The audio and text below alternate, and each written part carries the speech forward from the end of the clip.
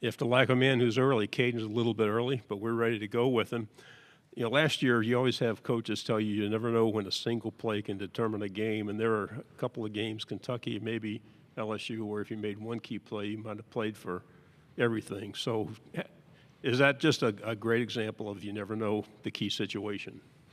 Yeah, it's definitely a good example of you never know which play is going to matter. It could be the first play, it could be the last play of the game, it could be the 59th play. So just treating every play like it's the best play of the game is very important.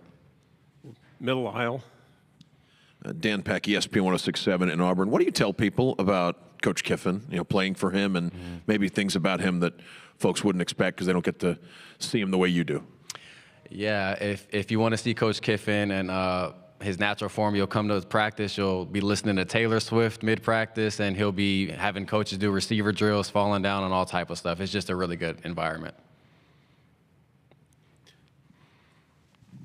Alex Byington on three. Kind of along those same lines, Lane's known for his alpha personality on social media and jokes. He was talking today about some of the back and forth with Hugh Freeze and some of the other coaches. As a player, what are some of your reactions when you see that, and what kind of interactions do you have at practice with him along those same lines? You know, if you're in Oxford, Mississippi, and we're over summer and it's raining outside and you just need something to laugh at, you go to Coach Kiffin's page and you'll see him on a boat fishing, tagging Coach Freeze, and it just gives you a laugh. Like, why is he doing that? So just being able to just ask him about it later, like, hey, Coach, why'd you do this? And he kind of explains it to you. It's awesome. Yes, sir. On third row. Nice to see you again. I'm David Edelstein, the sports director at WJTV, the CBS station in Jackson, Mississippi.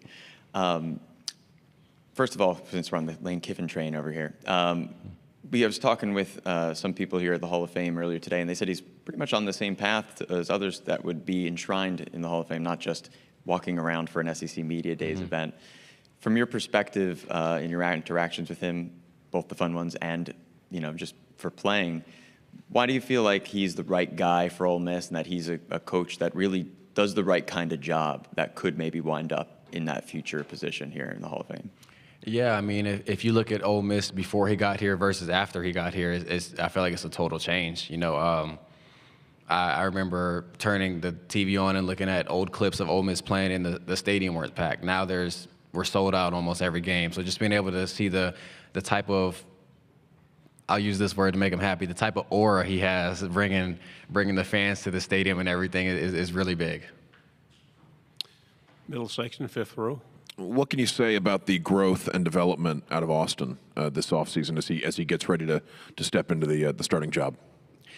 Yeah, you know, we've just seen Austin just take a tremendous jump from being, you know, quote unquote backup to just being able to be that lead starting quarterback in the SEC is awesome. You know, we've seen him just learn after dart. We saw him when he went into the Georgia game, and we really trusted what he was going to do. We knew he was going to be the player that he is today, and we really look for big things out of him this year. Left side, third row. AP instead of AP as we see it. Good afternoon. Good afternoon. What grabs the attention of Lane Kiffin as a wide receiver besides the obvious catching the ball?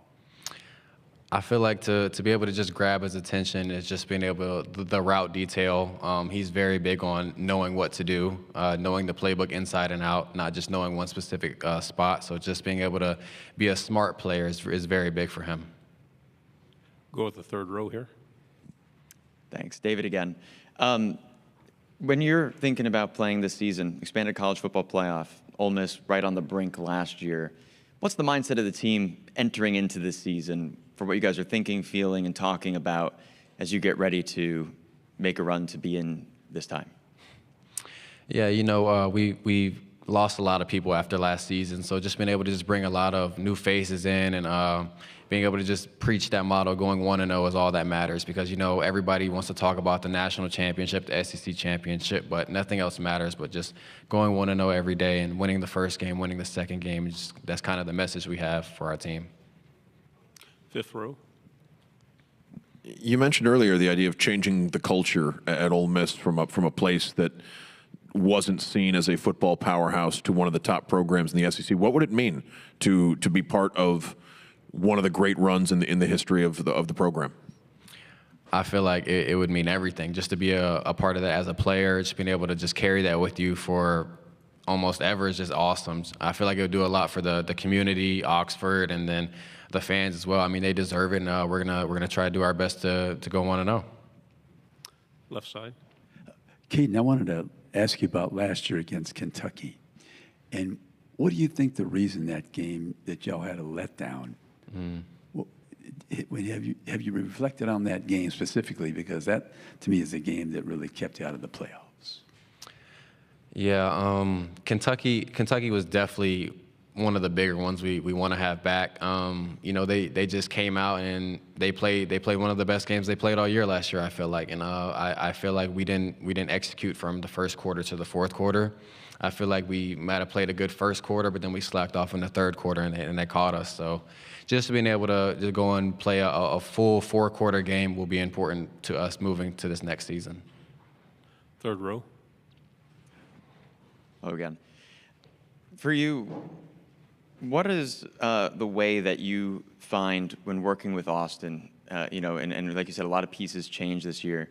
How do you adjust to maybe the same game plan, of course, is what I'm hearing, but new people bring different skills and you want to play to those skills. How do you adjust to that and learn that after, of course, having successful seasons the past few years with guys like Jackson Dart, Trey Harris, who really had a consistency that could be expected, and this year's a little bit different, if you see where I'm getting at, the same success, but a different way. Yeah, I just feel like with Austin Simmons, him being a lefty quarterback is just a total 180 from where it used to be. You know, if Dart was going to roll out to the right, now he might roll out to the left. So you kind of just flip the entire playbook almost. And now speaking more so to the receiver position, from Dejon Stribling to Trey Wallace to Deuce Alexander to everybody that we've brought in, I feel like it's just we kind of revamped, and I feel like we're almost even better as a receiver room than we were last year. So I feel like there's almost no drop off at all. We have time for a final question. Anybody out there? Okay, right side. Okay, do you like the way kind of going back to the Kentucky question, I guess, do you like how the schedule's formatted this year where you're not playing 4 straight non-conference games? You guys kind of get right into SEC play. I think Kentucky actually week 2. Yeah, I feel like it creates a different mindset, just being able to know that you have to win earlier, you have to win sooner, you have to win more often than just kind of having to play 4 non-conference games at the beginning. It's kind of tough. I would rather kind of get into it a little bit earlier. Good job, Cayden. Thank you very much. Thank you guys so much. I appreciate you.